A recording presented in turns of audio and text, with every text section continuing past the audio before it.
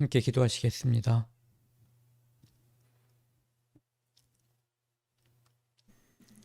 애굽 땅에서 이스라엘 민족을 구원하기 위해서 10가지 재앙을 내리시고 마지막 6월절 피로 말미암아 그들을 구원하시고 광야로 이끄시고 만나와 물과 모든 것을 허락하신 하나님 아버지, 오늘 우리들에게도 주 예수 그리스도를 보내주셔서 그 피로 말미암아 구원해 주시고 광야와 같은 이 땅에서 어려움이 있지만 하늘 소망을 가지고 앞을 보고 하늘을 보고 살아갈 수 있도록 인도해 주시니 감사드립니다.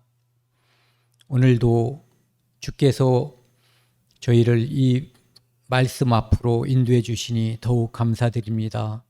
오늘 수요 예배 말씀 시작하는 시간입니다. 주님께서 함께 하셔서 우리의 어리석은 뜻이 나타나지 않고 오직 하나님의 거룩한 뜻만이 나타날 수 있도록 처음부터 끝까지 인도해 주십시오. 이 모든 말씀 우리를 사랑하시는 예수 그리스도 이름으로 감사하며 기도드렸습니다. 아멘.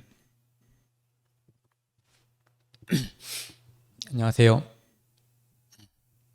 오늘은 조직신학 지난주까지 그리스도론, 기독론을 했거든요. 근데 오늘부터는 이제 구원론을 시작하도록 하겠습니다. 구원론은 우리가 다른 것보다도 훨씬 더 많이 익숙한 걸 거예요. 하나님께서 독생자 예수 그리스도를 보내주셔서 그분의 거룩한 피로 말미암아 우리가 가지고 있는, 우리가 지은 모든 죄를 한 번에 영원히 용서함으로 말미암아 하나님의 자녀가 되고 천국에 대한 소망을 갖고 거듭나게 되고 이 모든 축복을 누릴 수 있게 하신 것이 바로 이제 구원이거든요. 그래서 오늘 그거에 대해서 이제 시작하는 시간을 갖도록 하겠습니다. 이제 구원론은 여기 보시는 것처럼 27과 소명으로 시작을 해가지고 중생, 회심, 신앙, 칭의, 양자, 성화, 견인, 영화 이렇게 35과까지 있는데요. 그래서 차례대로 한번 시간을 맞춰서 나가도록 하겠습니다. 흔히 이제 소명이라고 하면은 일반적으로 교회에서 주로 많이 쓰는 말인 것 같아요. 특별히 교회에서도 다른 사람들은 그런 표현을 잘 쓰지 않고 가끔 가다 보면 목사님들이 부름을 받았느냐, 소명을 받았느냐 이렇게 말씀을 하시면서 사용하는 것을 들은 적이 있어요. 그래서 저도 이제 어떤 분은 이제 그것을 영어로 콜링이라는 표현을 쓰는데 부름을 받았느냐, 목사가 되는. 그래서 저는 이제 그 특별한 부름, 소명이라는 것, 콜링이라고 하는 것을 받은 적이 있는지 또 그것이 무엇인지에 대해서 이야기하는 것을 들었는데 이제 대부분 어떤 사람들은 어떤 특별한 사연이 있어서 목사가 되는 것이, 목사님이 되는 것이 하나님의 뜻이라고 이제 생각을 해서 자신은 콜링, 소명을 받았다라고 말하는 분들이 있고 또 어떤 분들은 그냥 나는 내가 그리스도인으로서 복음 전도하는 것을 내가 하나님께서 주신 사명으로 알기 때문에 그 일을 하고자 한다라는 그런 말씀을 하시는 분도 들었거든요. 이제 저 같은 경우에는 이제 후자에 해당되는 그런 경우라고 할 수 있습니다. 소명이라고 하는 것은 하나님은 죄인을 인도하여 그리스도인이 되게 하심. 그리스도인이라고 하는 것은 그리스도를 믿는 사람. 그리스도를 믿는다고 하는 것은 아까 말씀드린 것처럼 예수 그리스도의 피가 모든 죄인의 죄를 용서했음을 믿고 이제부터는, 지금까지는 내 육신대로 살았지만 이제는 하나님의 뜻에 따라 천국의 소망을 두고 살기로 인생을 전환하는 것, 삶의 방향을 전환하는 것까지 이제 포함해서 그리스도인이 되는 거죠. 제사함 플러스 이제 제사함의 삶의 전환까지 포함하는 개념이라고 볼 수 있습니다. 그리고 또 한 가지는 모든 그리스도인을 하나님의 부르심을 받은 자들이다 이렇게 되어 있는데, 저는 모든 그리스도인은 하나님의 부르심을 받은 자들이다라는 표현보다도 모든 사람은 하나님의 부르심을 받은 자다라고 말하고 싶어요. 다만 그 중에 부르심에 응해서 예수 그리스도를 믿은 사람이 있고 믿지 않은 사람이 있는 거죠. 이 로마서 1장 5절에서 7절 말씀을 보면은요, 그로 말미암아 우리가 은혜와 사도의 직분을 받아 그의 이름을 위하여 모든 이방인 중에서 믿어 순종케 하나니, 여기 보시면은 그의 이름을 위하여라고 하는 것은 예수 그리스도를 말하는 거거든요. 그러니까 예수란 말 자체가 구원이란 말이고, 그래서 모든 이방인 중에서 믿어 순종하게 하나니, 그 이름을 믿어 순종한다는 것은 예수 그리스도의 이름을 믿고 구원받아 하나님의 자녀가 되는, 하나님께 영광을 돌리는 그 일을 말하는 거거든요. 6절에 너희도 그들 중에서 예수 그리스도의 것으로 부르심을 받은 자니라 이렇게 돼 있어요. 그래서 여기 보시면은 예수 그리스도의 것으로 부름을 받은 자라고 하는 표현을 보면은, 여기 나와 있는 이 책은 일반적으로 이제 그 켈빈 교리에 의해서 이제 내용을 전개하기 때문에, 이것이 하나님께서 특정한 사람은 선택해서 불렀고 특정한 사람은 선택하지 않았다, 유기했다라고 하는 그 선택과 유기 이론, 여기에 의해서 사람들이 이야기를 하고 있거든요. 그래서 일단은 그거에 따라서 저 한번 말씀을 드리고, 이제 저의 생각을, 성경에서 저의 생각이라고 하는 것은 제가 생각하는 것이 아니라 제가 바라보는 성경적 견해에 따라서 또 한번 말씀을 드리도록 하겠습니다. 7절, 로마에서 하나님의 사랑을 받고 성도로 부르심을 받은 모든 자들에게 하나님 우리 아버지와 주 예수 그리스도로부터 은혜와 평강이 있기를 원하노라. 그래서 여기 보시면은 이제 5절 끝에 나와 있는 믿어 순종하게 된다라는 표현하고, 그 6절 파랗게 칠한 부분에 보면은 예수 그리스도의 것으로 부르심을 받은 자라고 하는 것은 문맥상으로 보면은 같은 의미예요. 그렇기 때문에 결국은 예수 그리스도로 이 것으로 부르심을 받았다고 하는 의미는 복음을 믿고 순종한다는 의미를 가지고 있거든요. 그렇기 때문에 누구는 선택하고 누구는 선택받지 않았다라고 하는, 버렸다라고 하는 의미보다도 하나님께서는 모든 사람을 위해서 십자가에서 돌아가셨고 모든 사람을 구원으로 초청한 거예요. 다 부르신 거죠. 하지만 그 중에 어떤 사람은 믿어서 믿음으로 화합하고 어떤 사람은 믿지 않음으로써 끝까지 하나님의 사랑을 대적하는 그런 부류가 있다고 보는 거죠. 그래서 누가복음 17장 17절에도 보면은 10사람의 나병 환자가 고침을 받았는데 그 중에 9은 어디로 사라졌는지 모르고 한 명만 와서 예수님께 영광을 돌린 거예요. 그것처럼 하나님 예수 그리스도의 십자가의 보혈은 모든 사람들의 모든 죄를 한 번에 영원히 용서할 수 있게끔 모든 사람들에게 효력을 미치도록 하나님께서 계획하신 거예요. 그런데 그 복음에 믿어 순종하지 않는 사람들은 그 효력을 믿지 않음으로 인해서 받지 못하는 거죠. 한 번만 먹으면 영원히 죽지 않는 약이 있다고 치자고요. 그것이 실제 있잖아요. 예수 그리스도를 말미암는 이제 신약이죠. 신약, 새로운 약, 신비스러운 약. 근데 그게 있어도, 그리고 그것을 모든 사람들에게 다 나누어 줘도 먹지 않는 사람은, 믿지 않아서 먹지 않는 사람은 그 효력을 볼 수가 없는 거예요.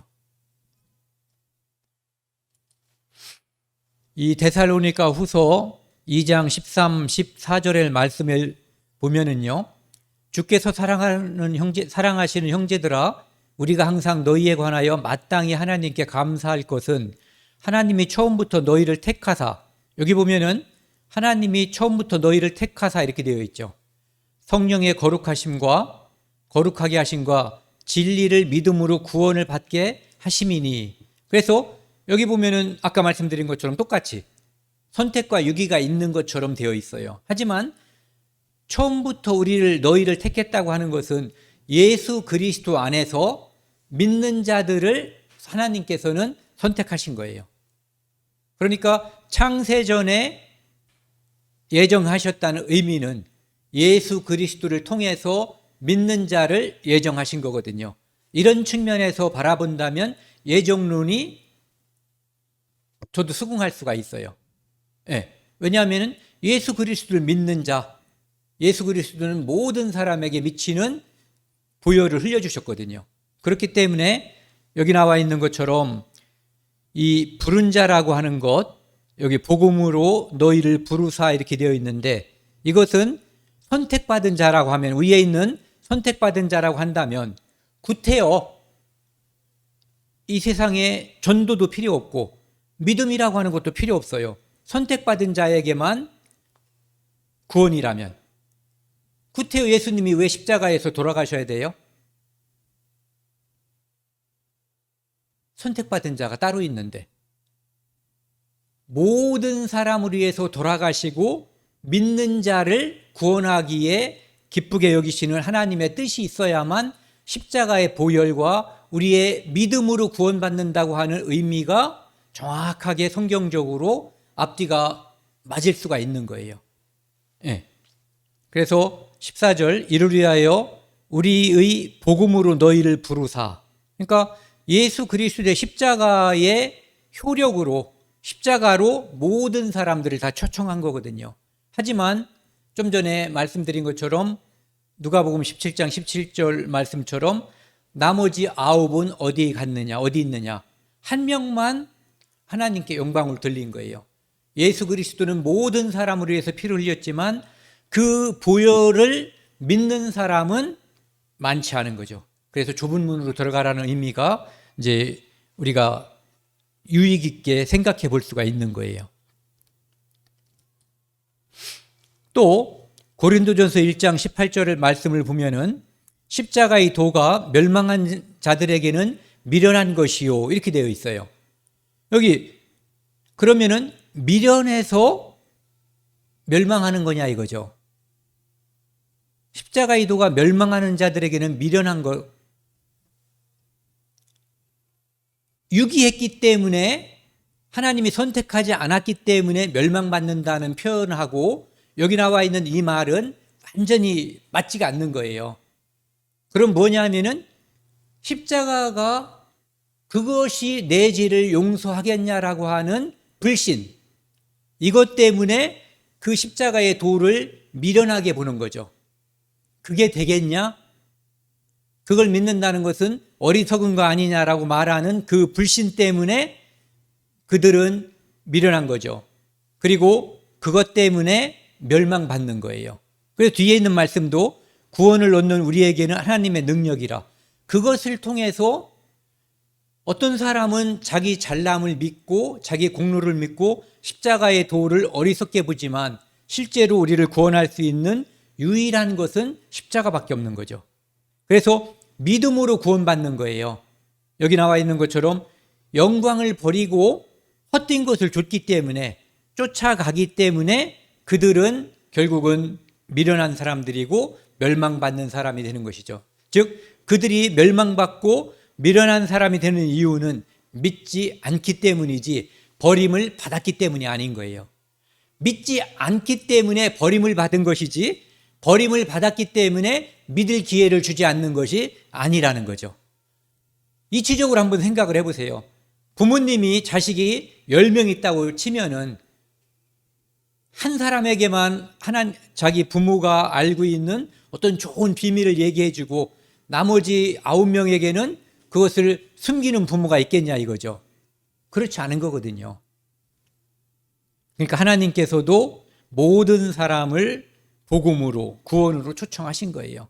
그리고 그것이 바로 콜링, 하나님이 부르신 거예요. 모든 사람들을. 하지만 거기에 응하지 않는 사람들이 많이 있죠. 그 응하지 않는 이유는 여러 가지가 있어요. 바빠서, 하나님을 무시해서, 하나님을 몰라서, 나 잘난 맛에 뭐 여러 가지가 있죠. 하지만 그 이유가 무엇이든 인간은 자기가 날 때부터 가지고 있는 그 죄로 말미암아 멸망할 수밖에 없는 존재들이에요. 그리고 어떤 이유든 죄 사함을 받지 않고는 결코 하나님 나라에 갈 수가 없어요. 그래서 예수님께서는 십자가에서 모든 사람의 죄, 즉 세상 죄를 지고 가는 하나님의 어린 양이 된 거예요. 세상 죄. 네. 세상 죄에는 어떤 누구의 죄가 죄해되거나 예의되거나 빠진 게 아니죠. 모든 사람의 죄가 다 포함이 되어 있는 거예요. 이 소명을 외적인 부르심, 소명, 이걸 갖다가 이제 보편적 부르심이라고 이야기하고 있는데요. 죄인들에게 그리스도의 구원, 복음을 선포하고 제시하는 것. 그러니까 예수 그리스도의 십자가의 도를 선포하고 제시하는 것, 이것이 이제 일반적인 보편적인 구원이라는 거죠. 믿음으로 그리스도를 받아 사죄와 제사함과 영생을 얻으라는 권면. 복음 전파에 의해 하나님의 말씀을 듣는 모든 사람에게 차별 없이 임하는 부르심인. 여기 보면은 복음 전파에 의해 하나님의 말씀을 듣는 모든 사람에게 차별 없이 임하는 부르심임. 어쩌면 여기에 가로치고 그냥 이만큼 여기서부터 여기까지 가로치고 모든 사람에게 차별 없이 임하는 부르심임, 이렇게 말해도 좋을 것 같아요. 여기 마가복음 16장 15절 16절 말씀을 보면은요, 또 이르시되 너희는 온 천하에 다니며 만민에게 복음을 전파하라. 예수 그리스도가 만민을 위해서 돌아가셨기 때문에 만민을 위해서 복음을 전파하는 거예요. 그들 중에 누군가가 믿음으로 화합하면 구원을 얻는 거죠. 그래서 전도가 꼭 필요한 거예요. 그리고 16절은 한번 같이 읽겠습니다. 믿고 세례를 받는 사람은 구원을 얻을 것이요 믿지 않는 사람은 정죄를 받으리라. 그래서 예수 그리스도의 십자가를, 복음을, 구원을 믿느냐 믿지 않느냐에 방점이 있는 거예요. 중요한 것이 있는 거예요. 선택했느냐 선택하지 않았느냐, 이거에 중요함이 있는 것이 아니라 믿느냐, 예수 그리스도 십자가의 피를, 십자가의 도를 믿느냐 믿지 않느냐가 가장 중요한 문제인 거죠. 그러니까 하나님은 모든 사람을 보편적으로 다 부르신 거예요.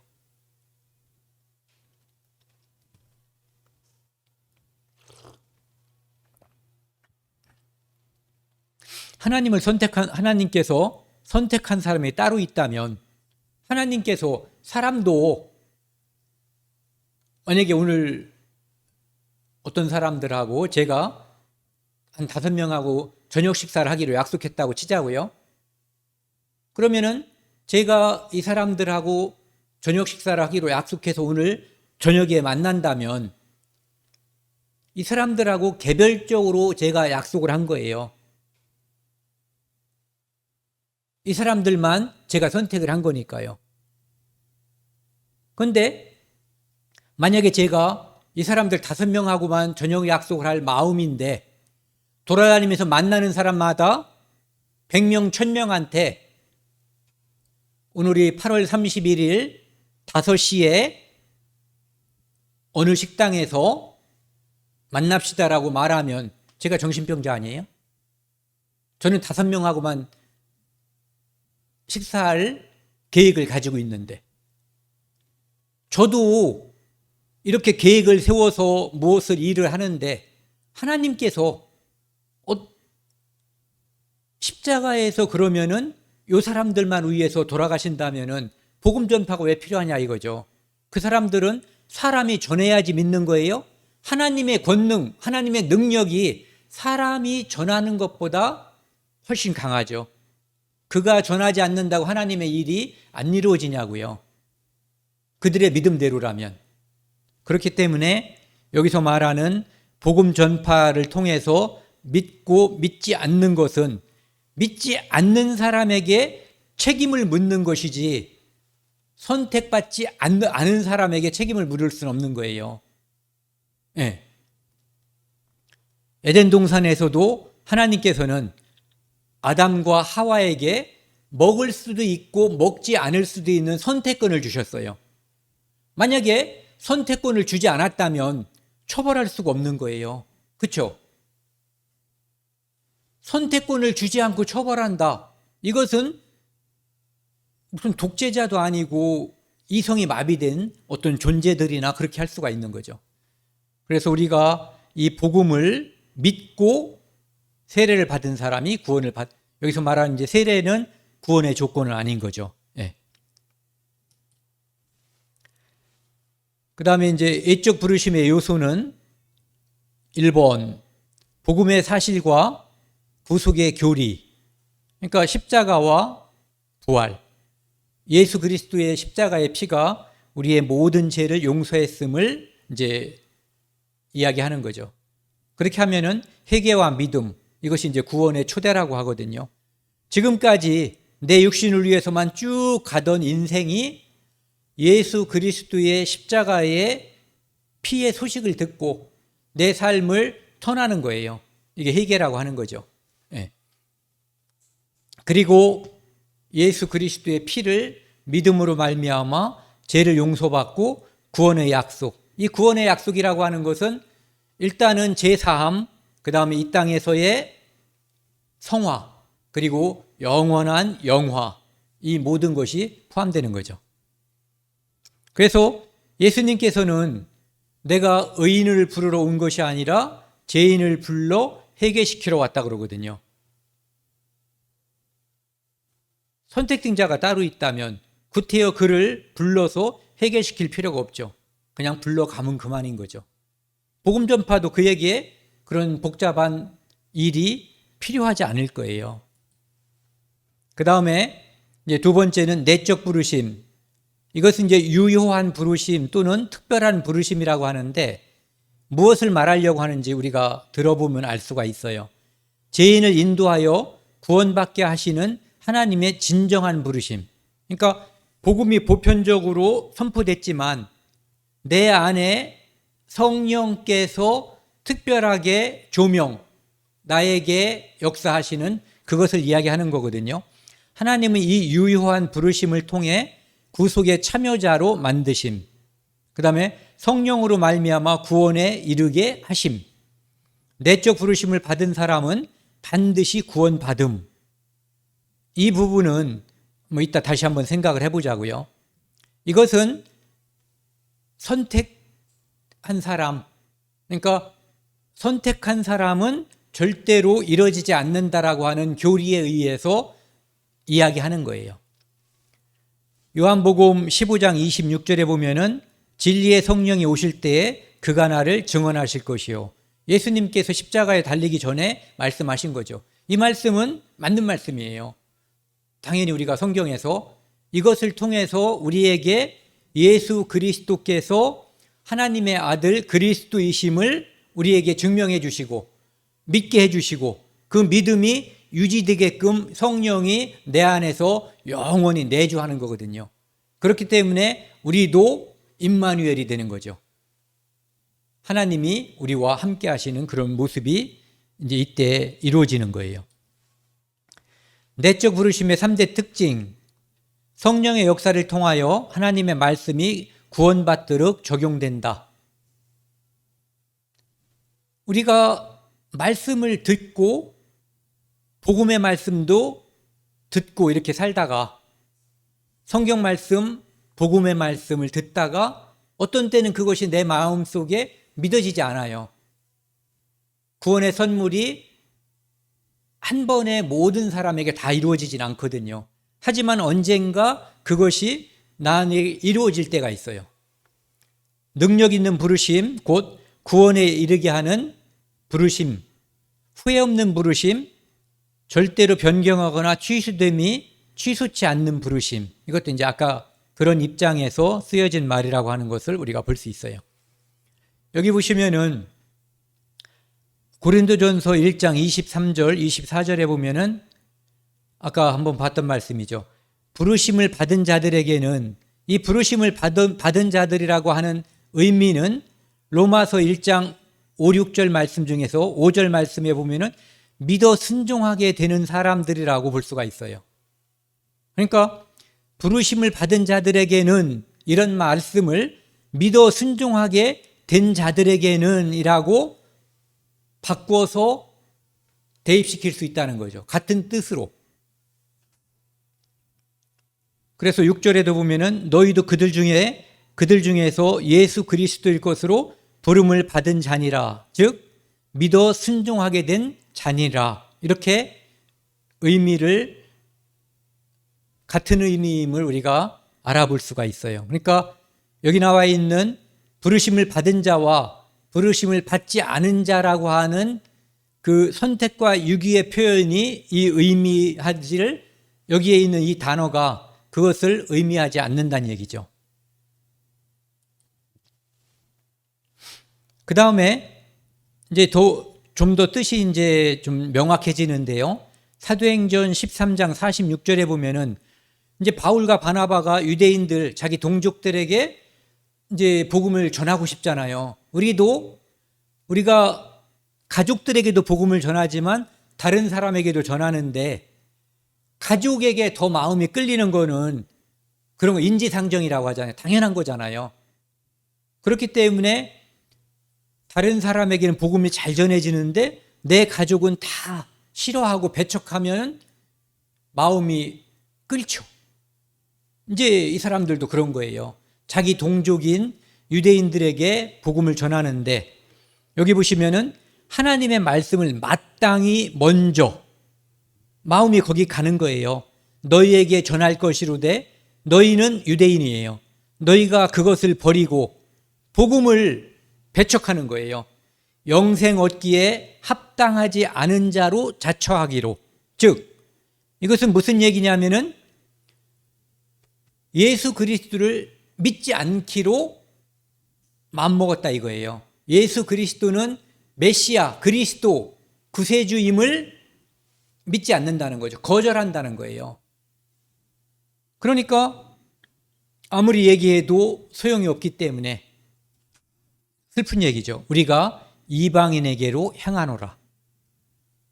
그러니까 복음을 전하지만, 듣지만 그가 믿을 수도 있고 믿지 않을 수도 있는 거예요. 정말로 그리스도인이 선택된 사람을 특별한 눈으로 알아보고 그에게만 복음을 전할 수 있거나, 구태여 복음을 전할 이유가 뭐가 있어요? 하나님의 능력으로 할 수가 있는데. 그런데 여기 보면은 영생을 얻기에 합당하지 않은 자로 자처한다는 얘기는 예수 그리스도를 믿지 않기로 마음을 결정해서 예수 그리스도를 배척하는 거예요. 그러니까 예수 그리스도를 부인하는 거죠.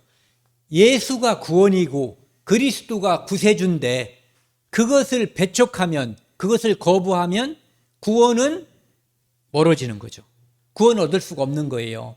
그러니까 이것은 믿지 않기로 결심했다라는 말과 같은 뜻이죠.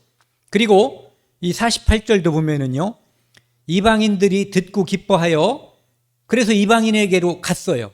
그런데 이 사람들은 이럴 때 참 사람이 기쁘면서 허탈한 거예요. 내 가족은 듣지도 않고 나를 배척하는데 다른 사람들에게 이야기하니까 바로 받아들이면, 요나의 마음이 약간 이랬을라나요? 이방인들이 듣고 기뻐하여 하나님의 말씀을 찬송하며 영생을 주시기로 작정한 자는 다 믿더라. 여기도 함정처럼 보여요. 영생을 주시기로 작정된 자는 누구냐 하면은 예수 그리스도를 부인하지 않는 자, 예수 그리스도를 믿는 자, 십자가를 믿는 자, 복음을 믿는 자라고 보면 돼요. 이것을 영생을 주시기로 작정된 자, 하나님께서 특별하게 인류 중에 선택된 누군가라고 봐서는 안 된다는 거죠. 그렇게 하면은 성경이 전체가 다 왜곡되는 거예요. 그리고 그 왜곡된 것에 따라서 모든 교리를 다 덮어 씌우다 보면은 더 점점 왜곡되게 되어 있어요. 에덴 동산에서도 아담과 하와는 하나님의 말씀을 들을 수도 있었고, 듣는 게 현명하고 듣는 게 지혜롭고 듣는 게 마땅하지만 그들에게 듣지 않을 수 있는 자유도 있었어요. 자유가 있기 때문에 책임이 있는 거거든요. 입력된 로봇 있잖아요. 어떤 공장에서 로봇가 이것을 딱 집어서 여기다가 딱 옮기는 역할만 한다고 치자고요. 이것은 다른 것을 할 수 있어요, 없어요? 이 기계가 고장나거나 다른 고장이 생기기 전까지 얘가 하는 일은 이것을 들어서 여기까지 옮기는 일이에요. 얘가 고장난다면 그것은 이 기계가 잘못한 것이 아니라 얘를 프로그램하고 얘를 만든 사람이 뭔가 잘못을 저지른 거예요. 왜? 얘는 시킨 대로만 할 수밖에 없는 로봇이기 때문에 그렇죠. 일이 잘못되면 얘에게 책임을 묻지 않아요. 얘는 부품을 갈아 끼우든지 전체를 바꿔버리면 끝나는 거예요. 근데 사람은 그것을 할 수도 있고 안 할 수도 있고 믿을 수도 있고 믿지 않을 수도 있는 자유의지가 있기 때문에 그 선택에 따른 책임이 따르는 거예요. 저도 어렸을 때 저희 아버지께 제가 뭐를 하려고 이거 어떻게 할까요? 물어보면은 네가 알아서 하고, 어떤 때는 그 말씀을 하실 때도 있고 안 하실 때도 있어요. 책임은 네가 지는 거다. 그러니까 뭐든지 뭘 간섭하지 않으셨어요. 다만 제가 선택하고 그 제가 책임지는 거죠. 선택한 것, 내 자유로 선택한 것은 잘 되든 잘못되든 그 책임이 저에게 있는 거예요. 그래서 영생을 주기로 작정된 자라고 하는 것은 예수 그리스도를 통해서 구원받는 사람들, 예수 그리스도를 믿는 자는 영생을 주기로 하나님께서 작정하셨어요. 예수 그리스도를 믿는 사람만 영생을 얻는 거예요. 아무리 착하게 살고 이웃을 위해서 자기 몸을 불사르고 평생을 남을 위해서 살아도 예수 그리스도의 보혈을 믿지 않는 자는 영생을 주기로 하나님께서 작정하지 않으셨어요. 그것이 바로 영생 주기로 작정됐다라고 하는 분명한 의미라고 볼 수가 있는 거죠. 그 다음에 유다서 1장 4절 말씀을 보면은요, 이는 가만히 들어온 몇 사람이 있으므라 그들은 옛적부터 이 판결을 받기로 미리 기록된 자니. 이것도 아까 생각한, 그렇게 생각할 수 있는 충분한 성경 구절이죠. 얘들은 지옥 가기로 정해진 자라고 해석하는 사람들이 있는 거예요. 그런데 이것은 무슨 의미냐 하면은 예수 그리스도를 믿지 않는 자는 심판받고 지옥 가기로 하나님께서 정하신 거예요. 창세전에 예정했다고 하는 의미는 예수 그리스도를 믿는 자는 하나님께서 구원하시고 동시에 예수 그리스도라고 하는 엄청난 혜택을 베풀었는데 믿지 않는 자는 믿지 않는 이유로 심판받는 거예요. 그러니까 예수 그리스도라고 하는 이름에는 구원과 심판이 공존하는 거죠. 하나를 선택하면 하나는 저절로 없어지는 거예요. 네. 그래서 경건하지 아니하여 우리 하나님의 은혜를 도리어 방탕한 것으로 바꾸고 홀로 하나이신 주제 곧 우리 주 예수 그리스도를 부인하는 자니라. 즉 옛적부터 판결받기로 기록된 자는 바로 우리 주 예수 그리스도를 부인하는 자예요.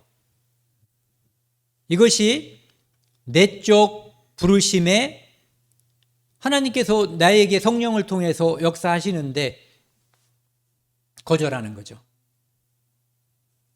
이 거절할 수 있는 자유가 없다면 아까 예를 들었던 이거 로버트예요. 로버트에게 책임을 묻지 않죠. 사람도 안 묻는데 하나님께서 전지전능하신 분께서 로버트에게 책임을 묻는다면 말이 안 되는 거예요.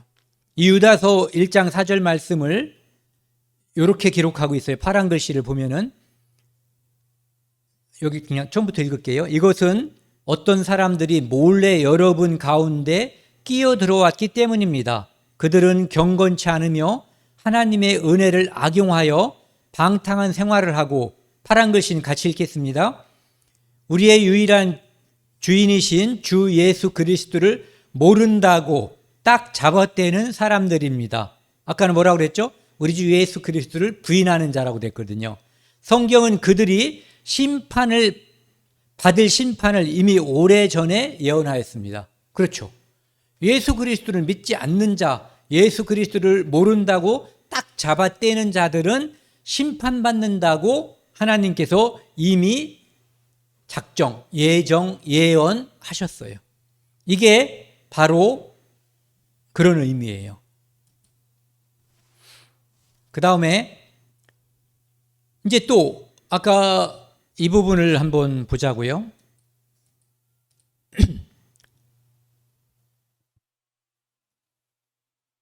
후회 없는 부르심, 즉 절대로 변경하거나 취소치 않는 부르심. 또 한 가지는요, 내적 부르심을 받은 사람은 반드시 구원받음. 요것을 염두에 두시고요. 이 구절을 한번 살펴보자고요. 이제 같은 성경 구절이나 마찬가지인데요. 마태복음 12장 31절에는 그 뒷부분이 조금 빠져 있는 거거든요. 여기 보시면은 그러므로 내가 너희에게 이르노니 사람의 모든 죄와 회방은 사심을 얻되 예수 그리스도의 십자가의 피로 용서받지 못할 죄가 있어요, 없어요? 네, 다 용서받을 수가 있는 거예요.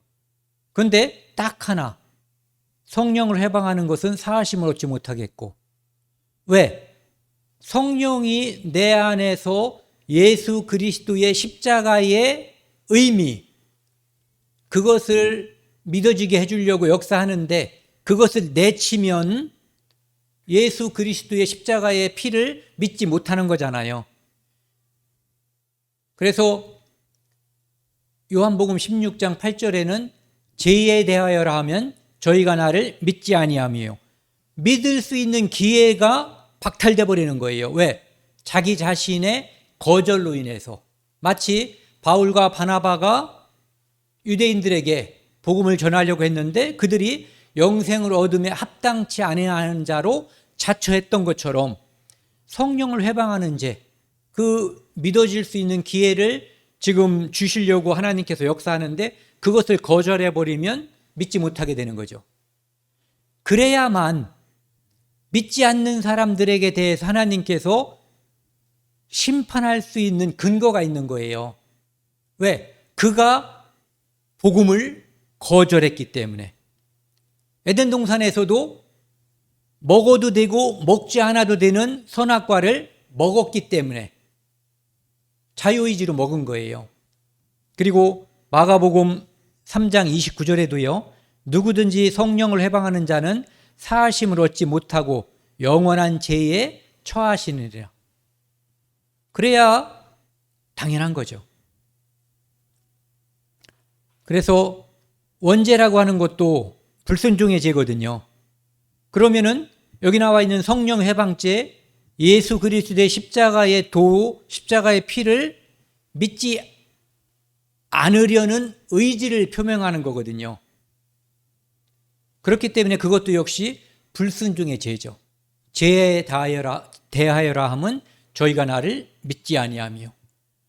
에덴 동산에서도 불순종의 죄라고 하는 선악과를 먹는 그 죄는 하나님의 말씀을 믿지 않은 죄예요.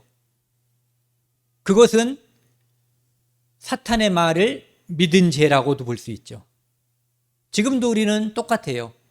이 땅에서 에덴 동산에서는 선악과를 먹지 않으면 됐고, 지금은 예수 그리스도를 먹어야 되는 거예요.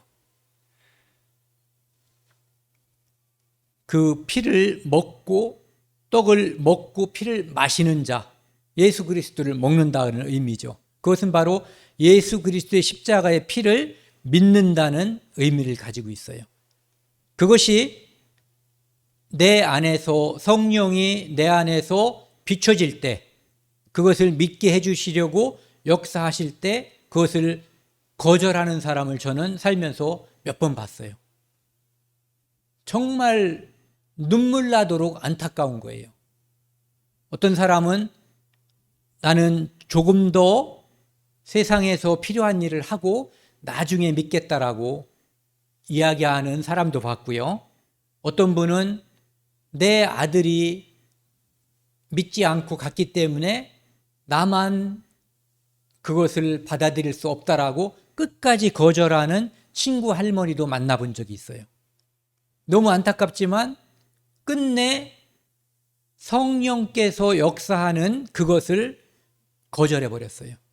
그 할머니는 이미 돌아가셨고, 좀 전에 말씀드렸던 그 사람은 연락이 안 되는 사람이에요.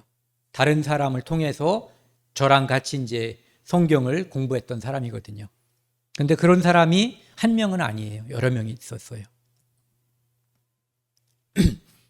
오늘은 이 구원론종에서 그 소명에 대해서 말씀을 나눴거든요. 소명은 하나님께서 예수 그리스도를 보내주시고 십자가를 통해서 모든 인류를 구원할 수 있는 계획을 세우시고 우리를 부르시는 거예요. 그러니까 이 소자라고 하는 게 부를 숫자거든요. 우리를 불러주시는 거죠. 구원에 초대한 거예요. 그런데 그 초대함을 받고 내가 성경 말씀을 듣고 믿음으로 화합해야 되는 거거든요. 그런데 그것을 스스로가 어떤 무슨 이유든 그 이유에 관계없이 예수 그리스도의 십자가의 피를 거절하는 사람은 그 소명에 뭐라고 해야 되나요? 응하지 않는 것? 좀 전에 말씀드린 것처럼 영생 어둠에 합당치 않은 자로 자처하는 거죠. 예, 어떤 사람은 믿고 싶은데 아직 안 믿어지는 사람도 있어요. 하지만 어떤 사람들은 믿어질까 봐 이제 그만 듣겠다라고 말하는 사람들도 있어요. 그렇기 때문에 하나님은 우리에게 자유의지로, 마치 하늘에서 비가 내리면 마른 땅이 그것을 흡수하는 것처럼, 그리고 그곳에서 이렇게 싹이 나고 씨앗에서 싹이 나고 꽃이 피는 것처럼 이렇게 받아들이는 사람이 있고, 어떤 사람은 그것을 거절하는 사람이 있어요. 그 거절하는 사람에게 하나님께서는 심판으로 응답하시는 거거든요. 오늘 여기까지 하고요. 함께 기도하시겠습니다. 하나님 아버지, 감사합니다. 저희를 불러주셔서 예수 그리스도가 누구신지, 그분의 십자가의 피가 누구를 위한 것인지,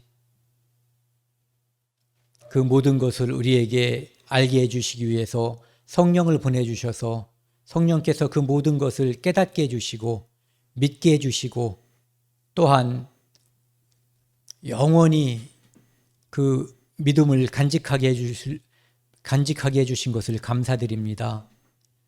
우리 주변에는 아직 구원받지 못한 사람들이 많이 있습니다. 우리가 구원받은 것을 감사하고, 또한 복음을 전할 수 있는 그 사명과 기회를 우리에게 허락하셨음을 영광으로 알고 주변에게 복음을 전할 수 있는 담대함을 허락해 주십시오. 또한 우리 주변에 병으로 말미암아 아픈 사람들, 성도들이 있습니다. 하나님께서 어루만져 주시고 아직 구원받지 못한 가족들, 주님께서 그 마음을, 루디아의 마음을 열어주신 것처럼 열어주셔서 복음을 받아들이고 하나님께 영광을 돌리는 그런 삶이 될 수 있도록 도와주십시오. 이 모든 말씀 우리를 사랑하시는 예수 그리스도 이름으로 감사하며 기도드렸습니다. 아멘.